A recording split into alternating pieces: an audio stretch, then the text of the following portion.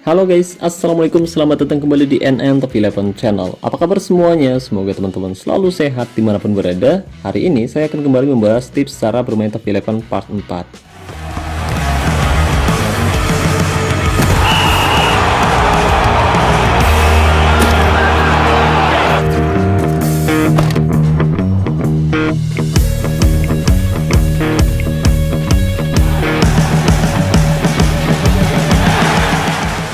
Oke guys, tidak terasa saat ini kita sudah berada di awal musim dan akun yang baru saya buat meskipun jarang dibuka ternyata sukses meraih gelar juara liga. Nah, barangkali ada yang belum paham gimana sih cara mengelola tim di awal musim seperti ini. Yuk, pastikan kamu simak baik-baik video ini sampai selesai agar teman-teman tidak gagal paham. Tapi sebelum itu jangan lupa like dulu videonya ya guys ya. Dan saya harap buat teman-teman yang udah like video ini, semoga timnya selalu sukses meraih gelar juara di setiap musimnya. Tapi sebelum itu saya mau ngasih tahu dulu nih ke teman-teman yang sedang mencari jasa top up yang harganya murah tapi amanah. Saya rekomendasiin teman-teman top up di Instagramnya Kiano Official. Nah, cara top upnya sangat mudah guys. Pertama, kamu bisa masuk ke Instagram atau websitenya Kiano Official melalui link yang sudah saya sematkan pada deskripsi video ini. Kemudian kamu bisa pilih top up via WhatsApp. Nah, nanti kamu tinggal bilang aja ke adminnya Kiano Official, "Bang, saya mau top up game Top 11, minta list harganya bang." Nah gitu ya guys ya. Tapi jangan lupa bilang rekomendasi dari NN Top 11. Jadi tunggu apa lagi nih? Khusus buat player sultan yang berencana top up untuk memperkuat timnya musim ini, kamu bisa top up di Instagramnya Kiano Official dan linknya sudah saya sematkan pada deskripsi video ini. Oke guys, jadi hal pertama yang harus kita lakukan di awal musim seperti ini yaitu menandatangani kontrak hak siar dan juga sponsor ya guys ya. Dan untuk kontrak hak siar di sini kita bisa menandatangani kontrak hak siar dari Nordeus atau dari OH2. Nah, agar kamu bisa mendapatkan lebih banyak token di setiap musimnya, saran saya kamu tandatangani hak siar dari OH2 guys. Tapi dengan catatan kamu harus konsisten login tiap hari. Jika kamu tidak login, kamu tidak akan mendapatkan hadiah sama sekali.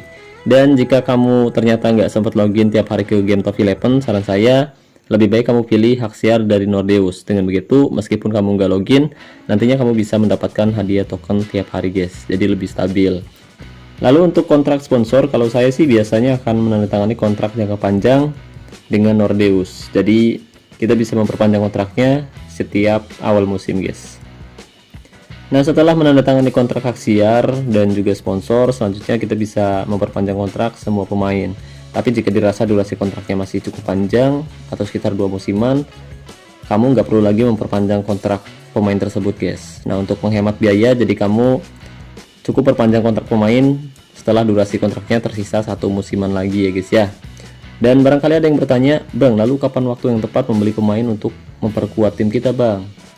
Oke, jadi waktu yang tepat membeli pemain untuk memperkuat tim kalau saya biasanya nunggu di hari ketiga awal musim guys, atau ketika kompetisi liga baru dibuka. Nah, tujuannya yaitu agar nanti kita tidak dipertemukan dengan lawan yang cukup berat di kompetisi liga. Karena jika kita langsung belanja pemain besar-besaran di hari pertama atau di hari kedua awal musim, ada kemungkinan kita akan dipertemukan dengan lawan yang lumayan berat. Selain itu, di level-level awal saat pertama kamu main Top 11 seperti ini, saran saya usahakan jangan terlalu boros. Hindari belanja pemain yang terlalu berlebihan. Jadi kamu boleh belanja pemain tapi dengan catatan kamu beli pemain yang benar-benar kamu butuhkan. Kalau nggak butuh-butuh banget sih, saran saya nggak usah beli pemain lagi ya guys ya. Kamu bisa andalkan pemain yang ada di skuad utama. Nah, untuk memperkuat tim lebih baik saran saya sih kita mengandalkan pemain dari akademi remaja guys. Nah, cara mencarinya cukup mudah. Pertama, kamu bisa masuk ke akademi remaja, kemudian cari pemain yang kamu butuhkan untuk musim depan. Sebagai contoh, misalkan kamu butuh striker, kamu bisa cari striker di akademi. Dan di hari ketiga nanti ada beberapa talenta muda yang bisa kamu rekrut. Nah, saran saya sih kamu rekrut pemain yang sebelumnya kamu cari. Jadi misalkan sebelumnya kamu nyari striker, kamu bisa ambil striker, tapi usahakan ambil striker yang punya harga paling mahal di antara pemain lainnya guys. Nah, pemain yang dibanderol paling mahal biasanya pemain yang punya talenta bagus untuk dilatih secara individu. Dan pemain tersebut nantinya bisa kita pertahankan untuk jangka yang lama, dan pemain tersebut biasanya bisa menjadi pembeda di setiap pertandingannya guys. Oke, dan setelah kamu memahami gimana cara merekrut pemain yang bagus dari akademi remaja, selanjutnya mari kita bahas mengenai taktik, strategi, dan formasi yang akan saya terapkan untuk mengarungi musim kedua saya main Top 11. Nah, rencananya musim ini saya masih akan menerapkan skema formasi 3151 di akun level 2 guys. Dan buat teman-teman yang mungkin mau mencoba formasi lain juga bisa, dan mungkin akan saya bahas di kesempatan selanjutnya ya guys ya. Atau misalkan kamu penasaran dengan formasi yang saya gunakan musim lalu, kamu bisa coba cek videonya di channel saya. Oke guys, jadi musim ini rencananya saya akan menerapkan skema formasi 3151 seperti musim lalu. Dan kurang lebih formasinya seperti ini. Jadi di area pertahanan di sini saya menempatkan 3 center back, lalu di depannya saya menempatkan 1 gelandang bertahan atau DMC. Di depannya lagi ada 3 midfielder center atau MC, diapit oleh kedua gelandang sayap di posisi winger.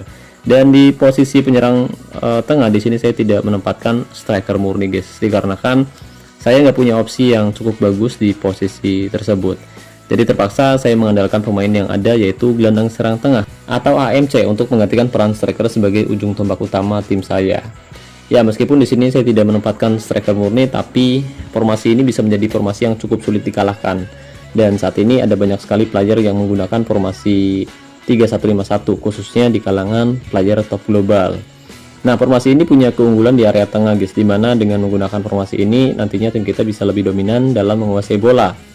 Ya, meskipun di sini kita hanya menempatkan 3 center back, tapi dengan menempatkan lebih banyak gelandang tengah, tim kita biasanya tetap solid ketika bertahan karena pemain tengah cenderung lebih fleksibel. Mereka bisa membantu serangan maupun pertahanan saat benar-benar dibutuhkan.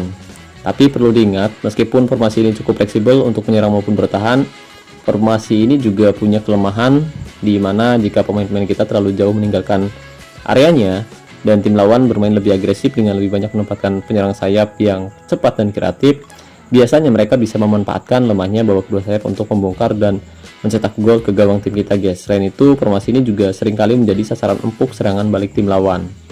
Jadi jika pemain-pemain tengah kita tidak mampu menguasai bola dengan baik, tim lawan bisa saja merebut bola dengan cepat di area tengah dan mereka bisa melakukan serangan balik cepat untuk mengejutkan tim kita, atau bahkan mereka bisa dengan mudah mencetak gol ke gawang tim kita guys. Untuk itu, agar formasi ini bisa lebih efektif, kita harus memiliki minimal 1 pemain tengah yang kreatif yang bisa menjadi jenderal lapangan tengah tim kita yang bertugas untuk mengatur tempo permainan dan memberikan suplai tak terduga ke lini pertahanan tim lawan.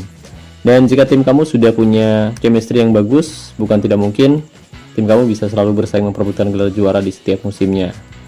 Oke, dan untuk taktiknya sendiri, di sini kita bisa menerapkan taktik dengan mental tim menyerang, fokus umpan perpaduan, gaya umpan perpaduan, serangan balik mati, gaya tekanan rendah agar pemain tidak mudah lelah, gaya tackle mudah agar pemain tidak melakukan pelanggaran yang tidak diperlukan, gaya penjagaan jaga daerah tertentu, dan jebakan offside nyala. Tapi perlu diingat, untuk taktik, strategi maupun formasi bisa saja berubah sewaktu-waktu tergantung situasi di setiap pertandingannya nanti. Oke guys, dan setelah kita menentukan taktik, strategi maupun formasi, selanjutnya kamu bisa mulai melakukan sesi latihan harian untuk meningkatkan form latihan maupun bonus ketajamannya ya guys ya. Nah, untuk sesi latihan harian beberapa hari yang lalu udah saya bahas dan kamu bisa coba cek video saya yang ini guys. Oke, jadi mungkin itu saja yang bisa saya bahas kali ini, dan jika dirasa pembahasannya bermanfaat jangan lupa like videonya. Nah, buat teman-teman yang udah like, saya ucapkan terima kasih banyak atas dukungannya, dan saya harap tim yang teman-teman kelola selalu meraih gelar juara di setiap musimnya. Dan saya ucapkan juga terima kasih buat teman-teman yang sudah menonton video ini sampai selesai. Terima kasih buat membership Penentep Eleven, terima kasih buat partnership Penentep Eleven yaitu Kian Official, dan saya ucapkan terima kasih banyak buat teman-teman yang selalu mendukung dan mendoakan saya sejauh ini. Wassalamualaikum warahmatullahi wabarakatuh. Salam olahraga, salam Top 11 Indonesia.